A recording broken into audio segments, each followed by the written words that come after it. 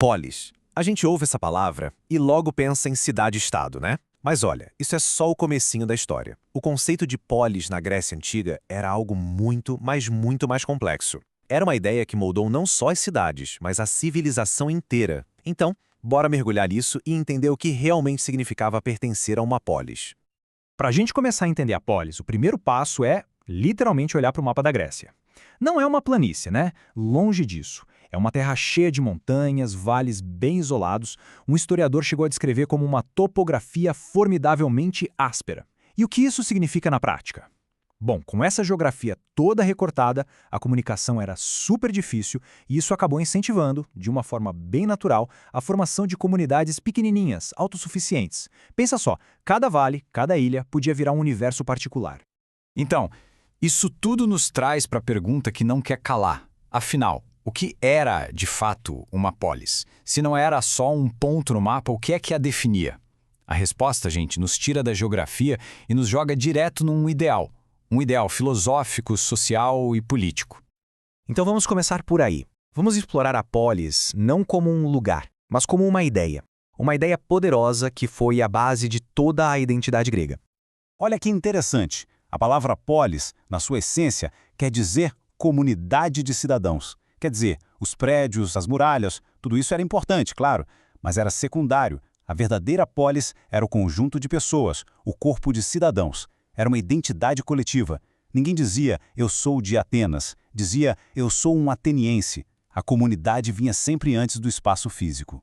Tá, mas como é que se formava o cidadão ideal para essa comunidade? A resposta tem um nome: paideia. A paideia era todo o sistema de educação e cultura dos gregos. Era um processo de formação que, na verdade, durava a vida toda, sabe? E o objetivo era esse mesmo: moldar a pessoa perfeita para viver e contribuir com a polis.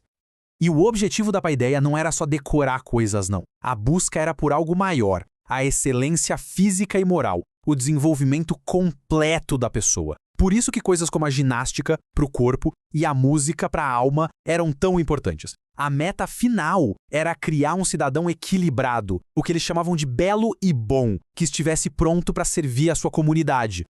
Ok, já entendemos o ideal por trás de tudo. Agora, vamos dar um zoom e olhar para os espaços físicos que compunham essa cidade.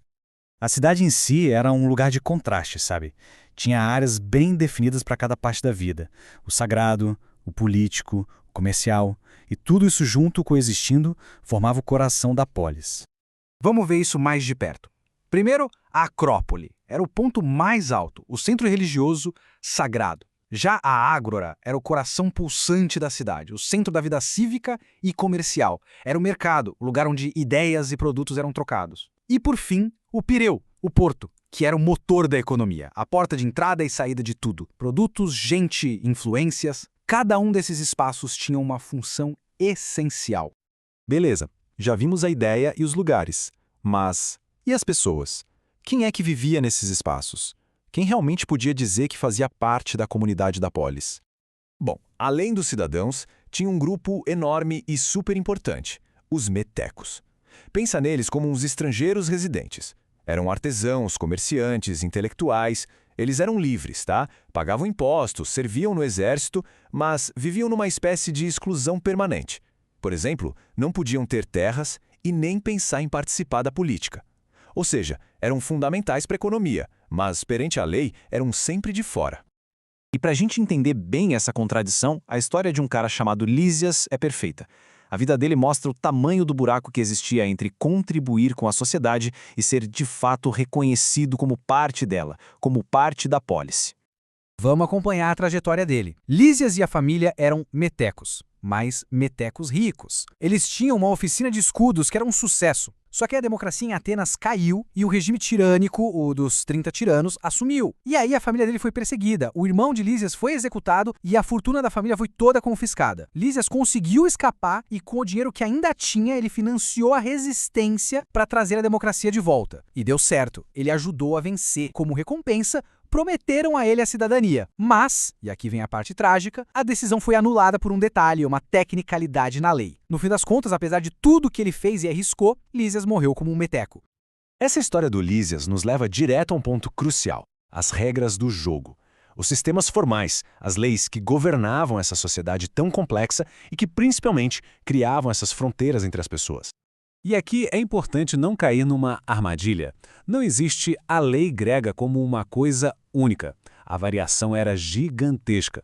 Pega Esparta, por exemplo, super militarista, a lei deles era baseada no costume, não era escrita. Totalmente diferente da complexidade das leis escritas de Atenas, que era um polo de comércio, de debate. Olha só o contraste, é absurdo. De um lado, Atenas com leis escritas para organizar o comércio, a democracia. Do outro, Esparta com tradições não escritas focadas totalmente na disciplina militar. E o tratamento com os estrangeiros? Em Atenas, eles eram integrados, os metecos, mesmo sem todos os direitos. Já em Esparta, eles praticavam a xenelasia, que era basicamente expulsar os estrangeiros de tempos em tempos para manter a pureza deles. Eram dois mundos, literalmente. Então, a gente chega num ponto fundamental. A lei não servia só para manter a ordem. Não mesmo. Ela era uma ferramenta poderosa para policiar quem era cidadão e quem não era. A proibição de um meteco ter terras, por exemplo, era a barreira principal. Tinha impostos só para eles, tribunais especiais, e a participação política, claro, era o privilégio máximo, guardado a 7 chaves. A própria profissão que o Lísias adotou, a de logografo, que era escrever discursos para os outros usarem no tribunal, já mostra isso. Era o único jeito de um não-cidadão participar, mesmo que indiretamente, da vida política. Certo. Depois de olhar todas essas camadas, a gente se pergunta, qual é o legado da polis? E a resposta é que essa herança é, no mínimo, complexa e muito contestada. O que fica claro é um conflito bem no centro de tudo. De um lado, tem a polis ideal, aquela comunidade unida de cidadãos. Do outro, a polis real, uma sociedade super complexa, cheia de cidadãos estrangeiros, pessoas escravizadas, mulheres, um lugar de tensão constante entre quem entrava e quem ficava de fora. O ideal era uma ideia bonita de pertencimento. A realidade era uma cidade de verdade, onde a lei decidia o tempo todo quem pertencia e quem não pertencia. E essa talvez seja a principal lição. A polis não era uma coisa pronta, acabada. Nunca foi estática. Era mais como um projeto em construção, um lugar dinâmico onde a pergunta quem faz parte estava sempre na mesa. E como o caso do Lísias mostrou, esse debate podia ser bem violento. E tudo isso nos traz para o hoje, como uma pergunta para a gente pensar. Por que essas tensões da polis antiga, essa briga entre o ideal de comunidade e a realidade da exclusão, entre quem contribui e quem de fato pertence, elas não sumiram, né? Elas ecoam, e muito, nos nossos debates atuais sobre cidadania, imigração, identidade. A luta para definir quem faz parte da comunidade, bom, ela continua.